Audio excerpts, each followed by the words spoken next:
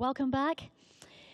Our next speaker, Lynn Kitai, MD, is an internationally acclaimed physician and health educator who recently pushed aside her successful medical career to pursue the Phoenix Lights book and the documentary project.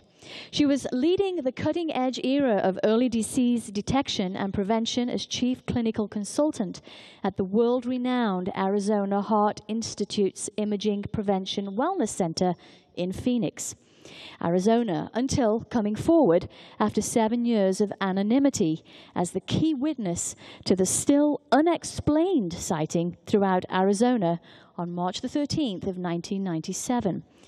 Before her medical training, Dr. Lynn appeared in over 30 featured and starring roles in professional musical comedies, including Alice in Wonderland with Sherman Hemsley, Oklahoma starring Gordon McRae, Guys and Dolls starring Betty Grable, and understudied for Barbara Eden in The Sound of Music.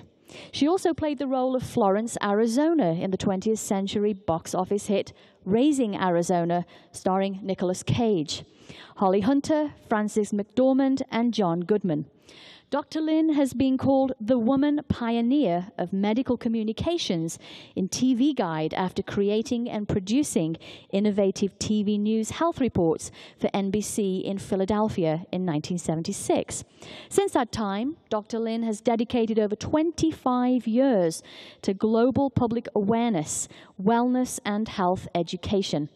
She's appeared as the resident health expert reporter for NBC affiliates in Philadelphia and Phoenix, and had been featured on the USA Cable Fox TV News and MSNBC. As the producer, writer, and director of the You Make It Prevention Education Video and Workbook Curriculum Series, Dr. Lynn has been recognized with the Tally Bronze Award in 1995, the National Education Film and Video Festival Silver Apple Award in 1994, the New York International Film Festival Finalist Award in 92 and 93, and many others. She's worked under the auspices of the Arizona Community Foundation for almost 20 years to help fund and distribute her revolutionary prevention education programs to schools, churches, youth groups, and libraries throughout Arizona. In '95, Dr. Lynn witnessed and photographed unexplained phenomena just yards away from her home. She's considered the key witness to the still unexplained mass UFO sightings that took place through Arizona on March 13th of '97. After 7 years of investigative work, Dr. Lynn is coming forward for the first time with startling photographic evidence and personal anecdotes relating to the Phoenix Lights event and more. Through her meticulous research, Dr. Lynn has discovered that we are definitely not alone. So please welcome Dr. Lynn Kitai.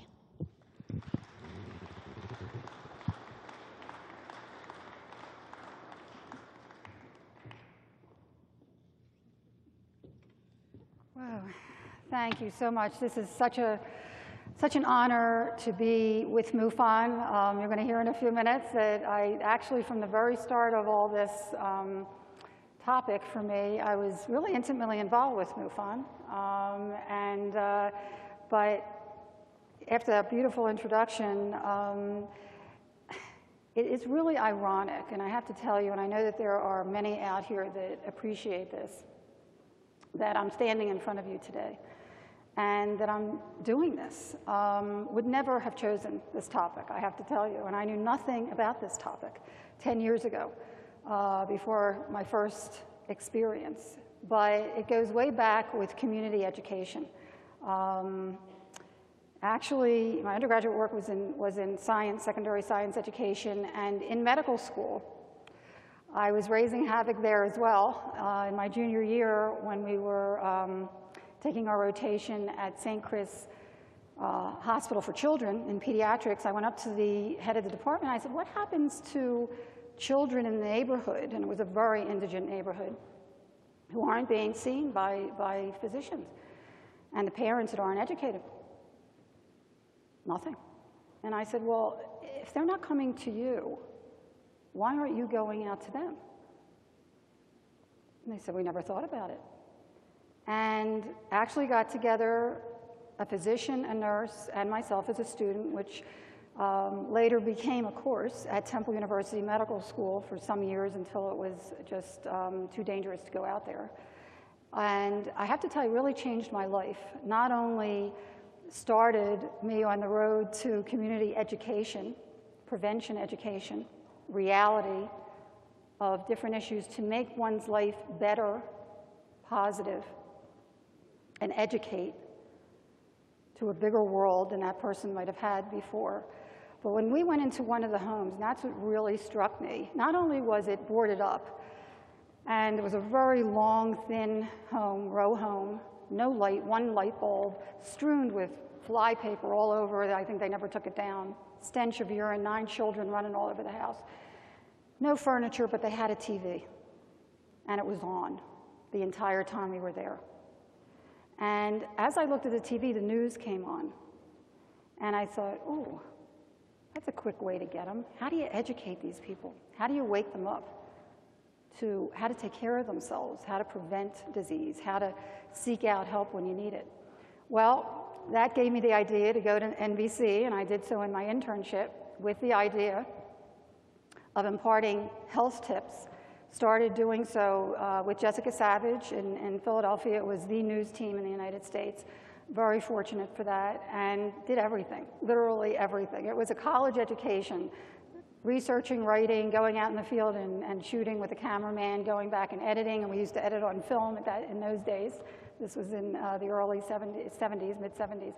At any rate, it really gave me an education to see that there is such a need out there for community education, and syndication grew from that and on, and really struck me as well when I was in practice, when we moved to Phoenix, and I was seeing kids drowning in substance abuse in my practice who were good kids. And I thought, gosh, how did they get into this? They come from good families, and we had two young boys at the time.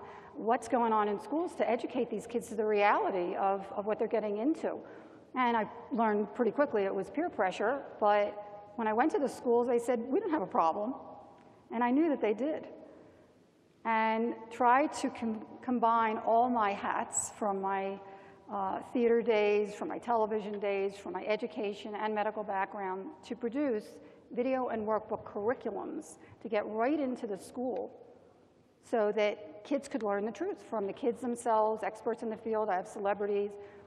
And then I found fairly quickly that I needed a whole curriculum so that the teachers could learn and the parents could learn and the kids could do activities in the school. Well, that was an education too. Which brings me to 10 years ago, when this topic literally and figuratively fell into my lap.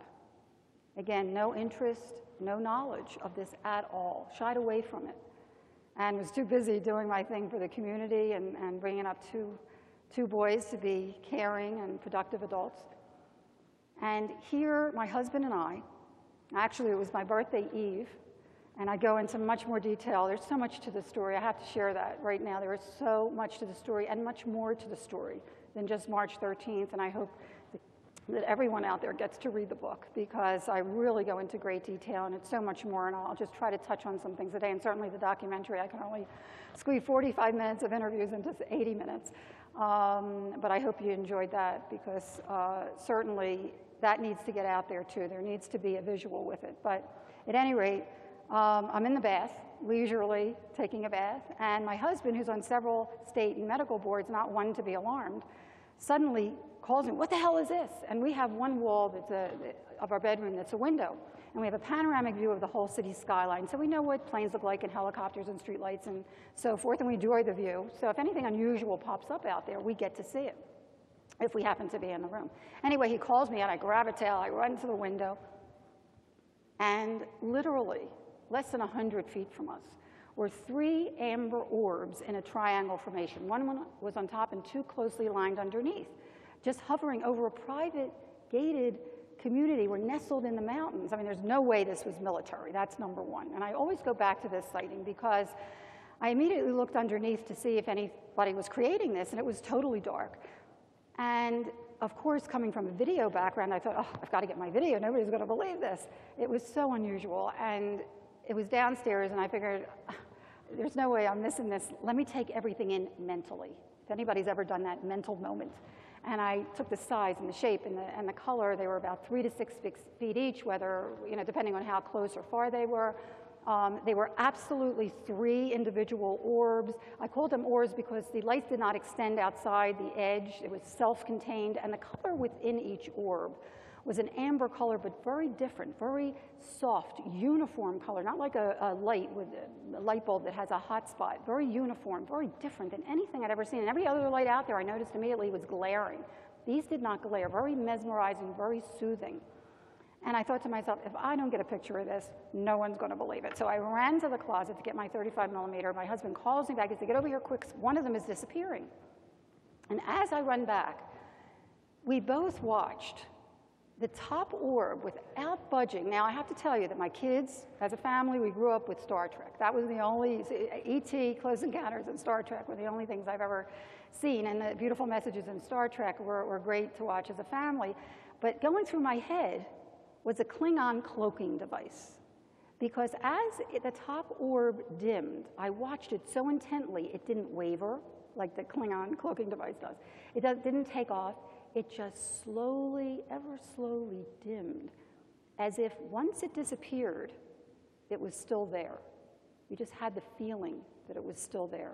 I immediately got out onto the balcony and shot a picture of the 2 lower orbs and noticed an eerie silence, as if time had stopped. It was just bizarre.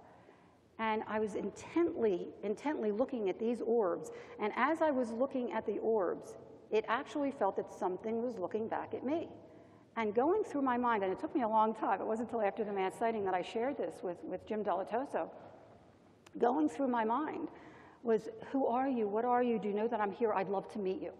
The next thing I remember, the left bottom orb started to disappear, and I quickly shot a picture of that. Well, that was the only picture that turned out at the time.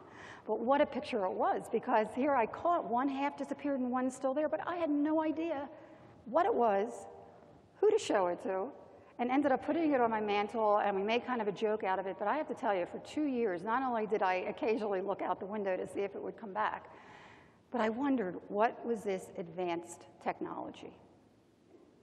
Did we have something like this on Earth?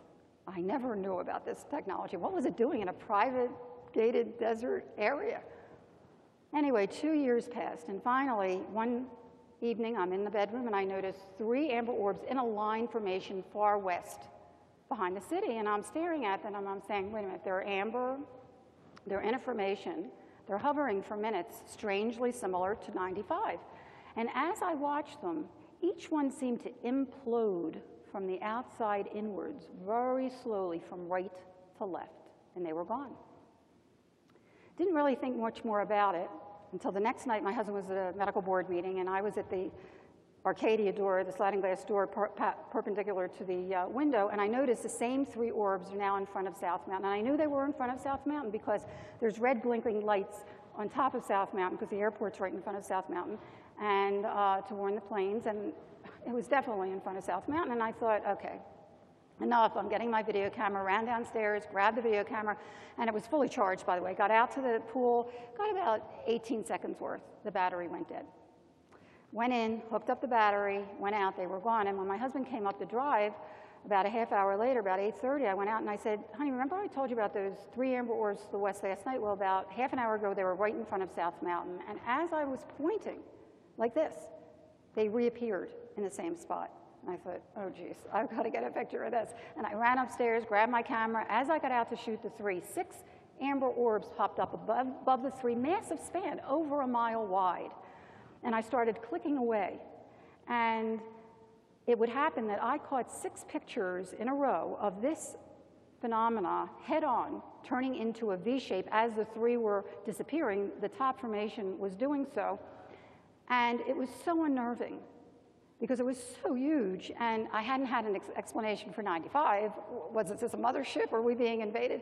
I ran in, I called the City Desk newspaper, and I said, you got to get out there quick and get somebody to shoot a picture of this. They were gone. I really didn't sleep too well that night. I have to tell you, it was unnerving. And by the morning, I figured, okay, there's a logical explanation. Other people must have seen this. And I started calling around, called the newspaper, and I said, you know, did anybody call last night to report strange lights in front of South Mountain? The reporter got off. She got right back on. She said, nope, nobody called. And I knew I had called. So, you know, I thought, okay, somebody's got to have seen this. Who can see it? And she said, well, sometimes Luke Air Force Base does experimental maneuvers they don't tell the public about.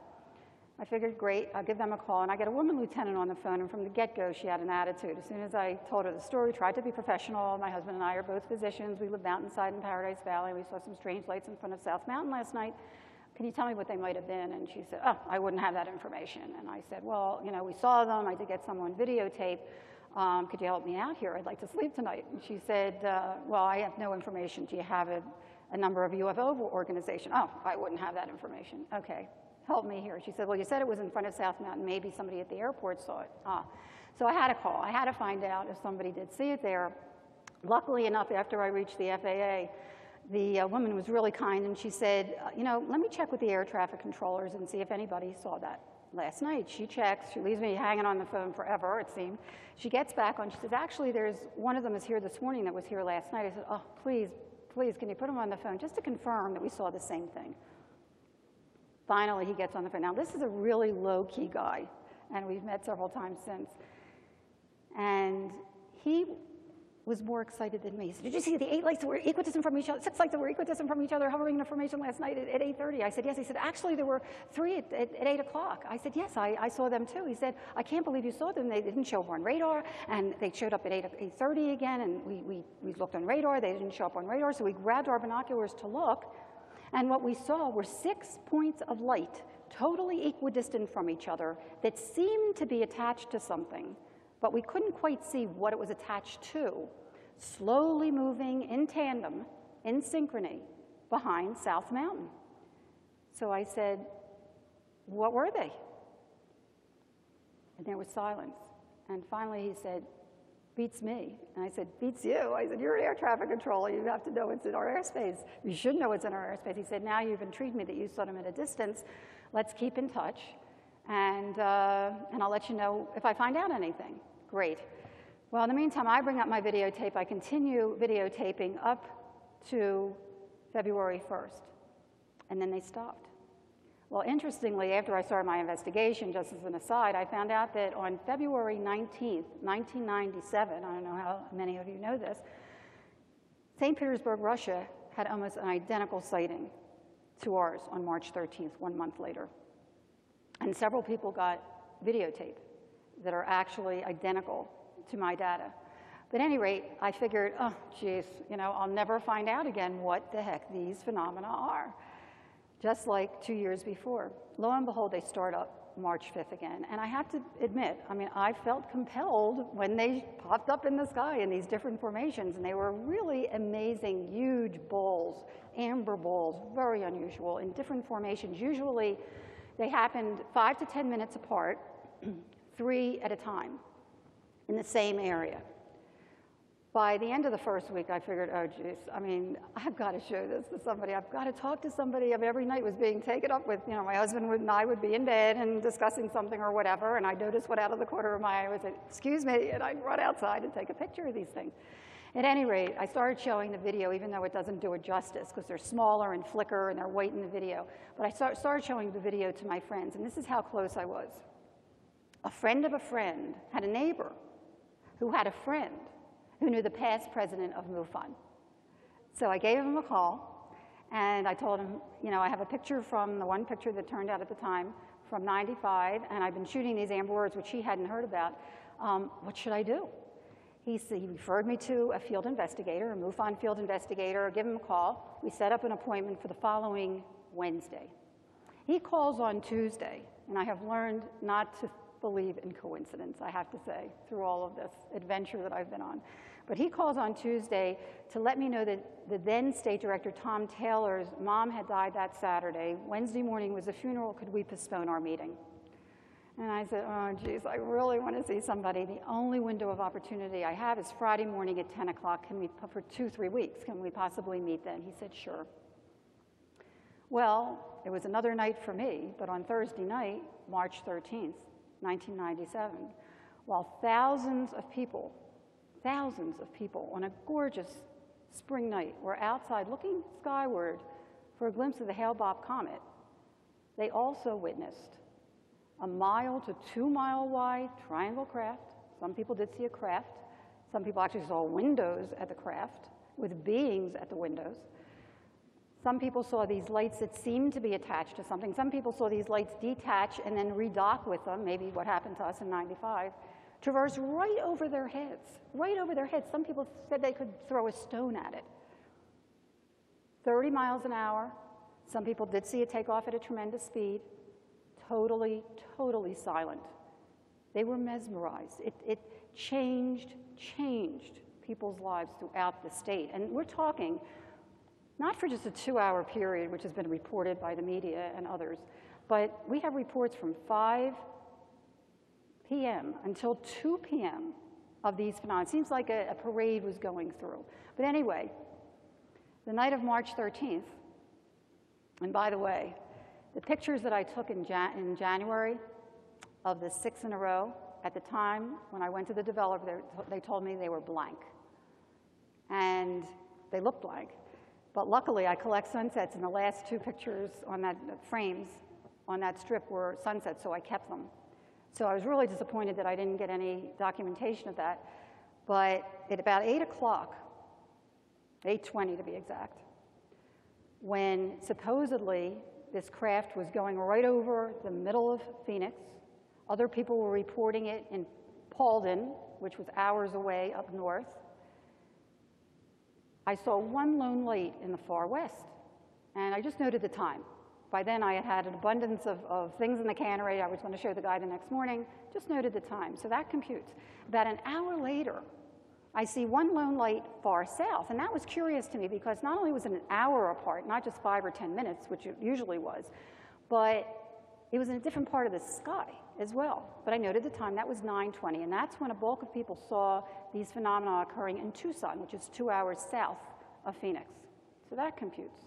About 10 o'clock, the news is just about to begin. The same formation, the same mile-wide 6 points of light pop up in the same location once again. And my husband, both of us simultaneously says, grab the camera quick. I grab the camera, I get out there, and of course I was excited to get it, couldn't focus the darn thing. Finally get 3 lights, like 3 points of light over the city, like a giant triangle, and I was thrilled, because now I had something to show this guy that was similar to the January sighting. I walk into his home the next morning. The first question he asked me, did you see the big sighting last night? And I said, well, I saw something similar to what I described in January. Oh, no, no, no, you don't understand. Hundreds, if not thousands of people saw this mile-wide triangle craft and these lights, and there was something really going on, and NBC is going to be here in a half an hour to interview him. I said, whoa, whoa. I used to do news reporting for NBC. They might recognize who I am.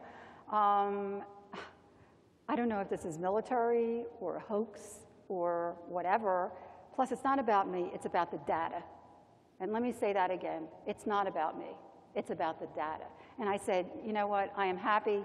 Share the video with them, please. And if anybody wants to talk to me on the phone, I'm happy to talk to them. And I was inundated the entire day with phone calls and really begging me to go on camera. And I just didn't want any part of it. It wasn't about me. Let the people see what we saw. By 4 o'clock that afternoon, 4:30 news, my video was plastered everywhere, as it would turn out. By 9 o'clock that night, there were a couple of other videos that came forward. And actually, I have to tell you, in my mind, those videos are even much better than mine. When you look at Tom King's, and what I did, by the way, because this is what I do, I kept documentation of every time, as much as I could, of when my video was aired. And it was quite a few times for a number of months, if not years. And actually put together a 15-minute and a 30-minute video. I'm going to share the 15-minute video with you today of how the story unfolded through the media from the day after the mass sighting until 3 years later. I'll get to that in a second, and I'm going to try to make this quick so I can get to the video. At any rate, I was just amazed. I mean, here I have all this documentation of, I don't know what the heck it is. Something huge happens throughout the state. Now, thousands of people had seen what I had been seeing. A week later, I see Jim Delatoso who turns out to be the chief investigator of the Phoenix Lights event, on TV with my video, also with other videos and pictures of these amber orbs from all over the world. I had no idea.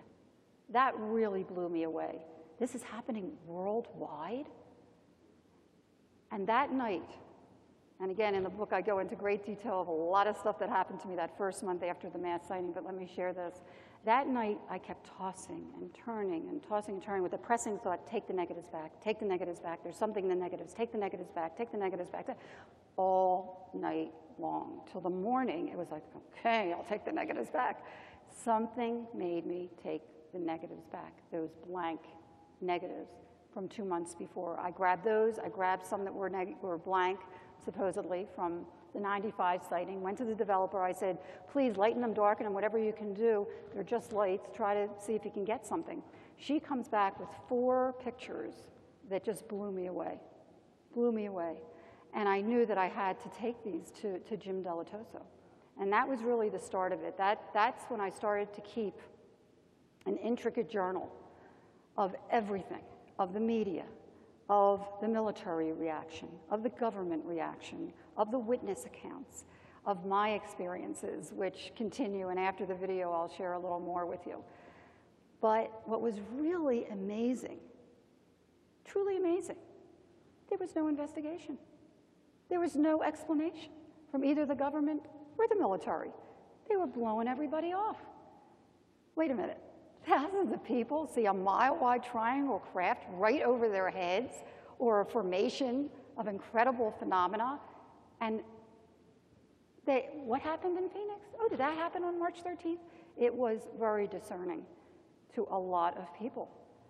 And finally, as you saw in the documentary, Frances Barwood, God bless her, I mean, she was my hero, because she just asked an innocent question and got blasted. When I started seeing what was happening to other people that came forward, that really convinced me that I had to stay anonymous and do my own homework to try to find a logical source and meaning for what I witnessed and photographed. And the more I looked, the more I found from such incredible, incredible scientists. I mean, some of them are here at this conference, Stanton Friedman and certainly Richard Dolan and on and on and on. I mean, there's just so many wonderful, wonderful scientists that have really put their life on the line and been studying this for so much longer. And I'm so impressed with so many MUFON people are so educated. That's what we need, the education. But at any rate, there was no explanation. 5 months after the fact, suddenly I get a call. Now, I checked out with the military, and I put some of my conversations, which were kind of comical, in the book. They were more interested in seeing what I had than giving an explanation for it.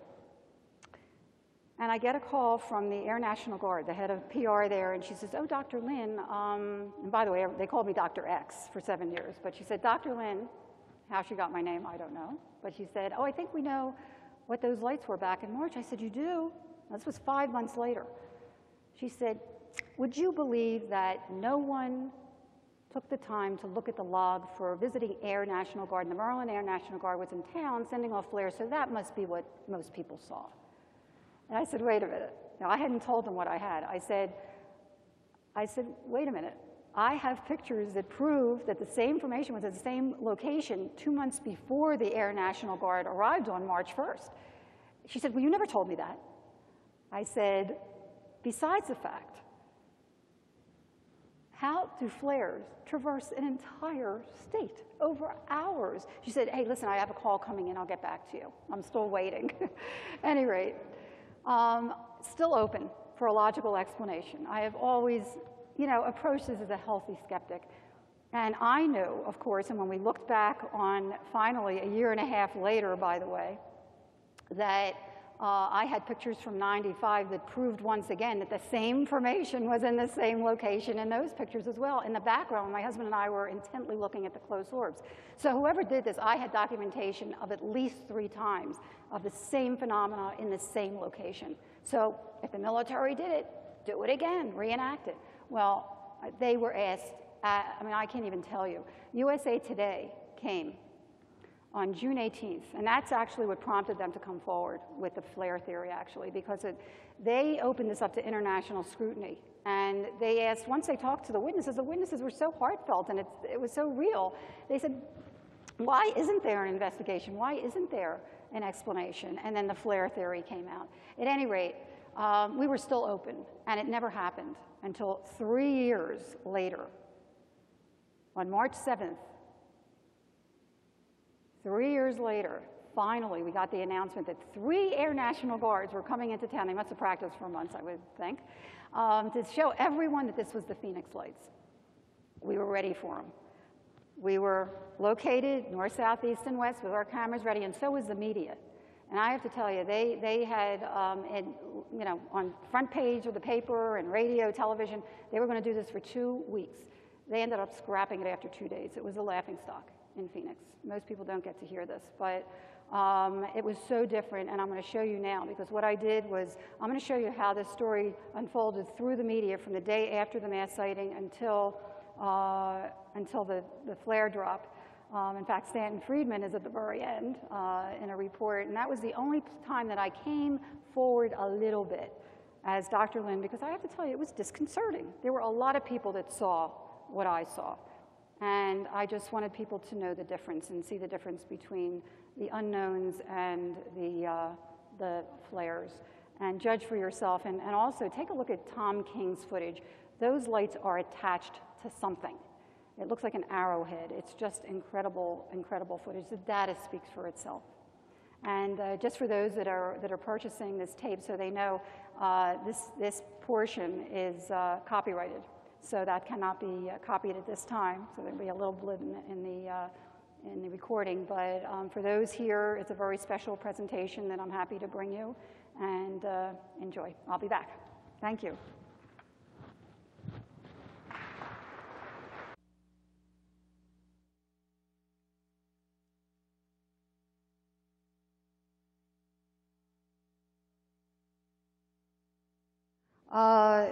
I have to tell you, that's when not only I continued, I mean, after they sent out the flares, by then, and I had pushed my entire professional life aside. I'm talking from 7 o'clock in the morning till my husband walked in at 7 o'clock at night. I was ravishingly trying to find answers, and ended up, my journal ended up to be, 4 years later, 750 pages. In fact, my son, who was in the documentary last night, God bless him, read the whole 750 pages. He was the only person that did, because I really valued his opinion. And I said, Dan, do you think I should do this?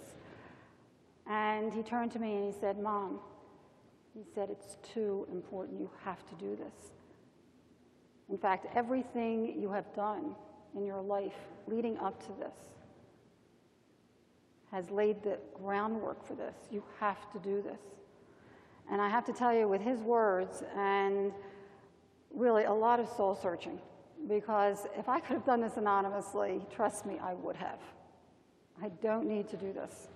But for whatever reason, it's just too important, not just to impart the data, because as in the documentary, which I really felt obliged to do as well, and I produced video and workbook curriculums with international acclaim worldwide for schools K on up. And my passion is children, and certainly they need to hear this information. It just needs to be imparted. So many times I thought, oh, let me just stick it in a drawer and I'll show it to my grandchildren years from now, I'll have a good laugh about it. Well, it just couldn't happen. It couldn't happen in good conscience. And once I started getting things together, not only did I make a commitment, and I talk about that in the book, that I was going to trust in the guidance, because let me share something else with you. As I was interviewing other witnesses, and this took me off on a new road of inquiry, very important road, I found that other witnesses, like myself, had had their childhood near-death experiences reawakened by the Phoenix Lights event. And I thought, whoa, that's curious. Could there be a connection between all unexplained phenomena, be they near-death experience, out-of-body experience, unexplained aerial phenomena, that have a mystical light associated with them?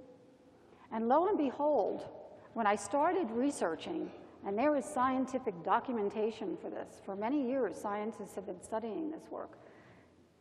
There is indeed not only a connection in the event itself, when you look at the similarity, and I go into this in the book, but what really, really hit me was the profound awakening, the positive enlightenment that happens to an individual that truly experiences what I started calling an up, an unexplained phenomena, UP, an up.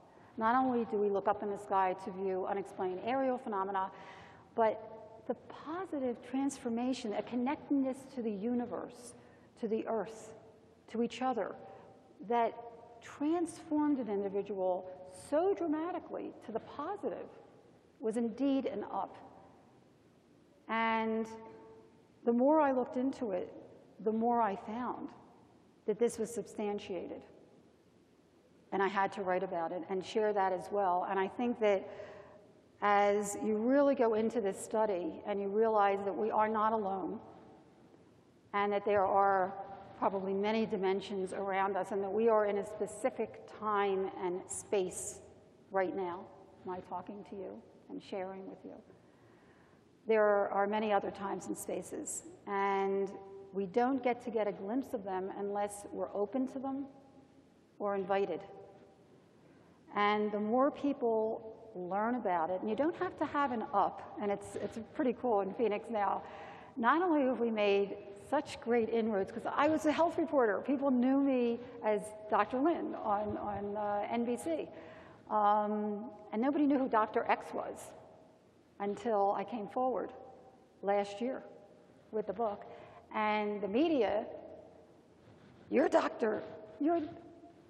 X, embraced me. It is so incredible in Phoenix. I have such contacts in the media now that when something does happen, and when people do see things, they are open to it. And I hope that that starts to filter out just like a pebble in a pond and starts to really filter out to other areas as well. It is a big start. But also, many people, I get emails all the time from people, oh, I saw an up today, or I had an up today. And it's pretty cool because I think it's a positive thought and a positive word. But again, education. And the reason I did the documentary as well, to go with the book, and I hope that that's whet your appetite to read the book, is because there really is a chunk of history missing from our history books. And certainly young people deserve to have that information in a gentle, professional, credible, soft way that can begin to change, hopefully, the consciousness of people to be more open to accept the possibilities. In fact, in the book I have 10 ways, if you choose, and it is a choice, to connect to these phenomena. But let me go back for a minute, because my near-death experience that I go into in detail, I met beings. Now, I never shared this with anyone until I came out with the book. Now, 50 years ago, when I was 8 years old, I had a near-death experience. I won't get into all that. We don't have time for the whole experience. But I met beings. I met 3 beings in glowing white robes with hoods over their head. I could not see their faces. I tried, but I couldn't see their faces. Hovering above the earth, watching the earth, watching us. And as I looked down on earth as well, I could see people doing their daily thing. A milkman delivering milk at the door in those days, that was 1956. Kids skipping over the chalk hopscotch on the sidewalk. But I knew what was going to come next. And I thought, if I know what's going to come next, then they must know what's going to come next. Why are they watching us? And I mean, this is an 8-year-old thinking this. And if they're giving us a stimuli, and they're watching what our reaction is, aren't human beings but an experiment? This is when I was 8 years old. And when I came back, not only did I come away with the realization we may not have control over what comes before us, but if we're awake and open our eyes, and I've My whole life has been shaped this way, to what comes before us, and take advantage of what comes before us, and work hard in a positive way. Good things will happen. And we have choices of what we will do with our own precious moments here on earth. And I have to share something else with you. Most people around the world who have had these ups also get a message. And a few of them, such as myself, feel an urgency to share them. And 1 month after the mass sighting, because I have to tell you, from the time I was a child, I have felt that I have had guidance from these beings. And I have trusted it. And whenever I've quieted myself, I've meditated, had a decision to make, and I've had a number of them were major decisions in my life, and just asked for guidance, I got it. And I trusted it. And it took me to a good place. And I made a decision 1 month after the Phoenix Lights. Actually, I have to tell you, 3 weeks after the Phoenix Lights, I went out on the balcony and I looked up to the sky, and it was in the middle of the night, and I just said, because my friends, by the way, because I would ask all my friends, why do I have all this material? I don't know anything about this. What am I supposed to do with it? And a number of them turned to me and said, Lynn, if anyone can do something credible and professional with this, you can. And I went out on the balcony and I looked up at the sky and I said, if I'm truly supposed to do something credible and professional with this, show me the way. Show me the way and give me a sign that this is real. And I'll let you read what happened after I came inside and laid down, which was an extraordinary experience. It proved to me that not only was this real, but that the essence of who we are does go on after we die. And at that point, I made the decision, the conscious decision, that I was going to take this where it's led me and where it will lead me. And I have made that commitment. At any rate, getting back to the message, 3 weeks after the mass sighting, I had an incredible experience. 4 weeks after the mass sighting, hours after a really sweet couple in Rainbow Valley in Buckeye shot daylight footage of these orbs. In the middle of the night, my husband squirms, and like he had a nightmare. I said, honey, are you okay? You okay? He said, yes, we were almost hit by a truck. And I said, wait a minute. That's the experience I had just had a week before. I never shared that with him. When I was sucked out of my body after we were hit by the truck and enveloped in a kaleidoscope of white light beams, feeling an incredible feeling of love. And I said, how could he possibly have the same dream? And I immediately turned to him and I said, well, wait a minute, what almost hit us? And he fell asleep, and I laid there with such incredible thoughts in my head. I have to tell you, so foreign to me that I had to get up from the bed, go downstairs, pick up a pen and paper, and just start writing with my eyes closed in the dark, and writing and writing and writing off the paper. I put it down.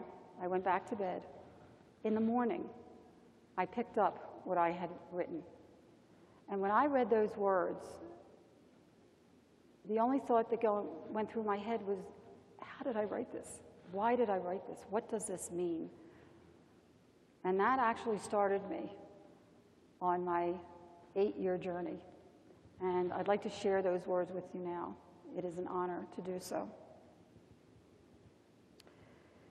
I don't know about other living creatures in the vast universe, but questions keep permeating my mind about the ones who are trying to get our attention now. What if these beings are as advanced spiritually as they are technologically? What if they want to share this beautiful and wondrous future with us? And what if they have already met our spirit world and know firsthand that the essence of who we are is pure. They may only be trying to help us recognize the positive spirit deep within and teach us to know ourselves for who we really are before we destroy our world.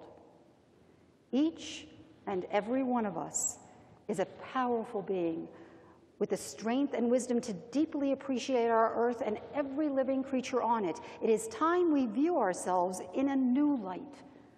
This can begin by searching within ourselves to find goodness and love, so that the consciousness of humankind can elevate spiritually above petty differences, envy, greed, lies, hatred, abuse, violence, and fear.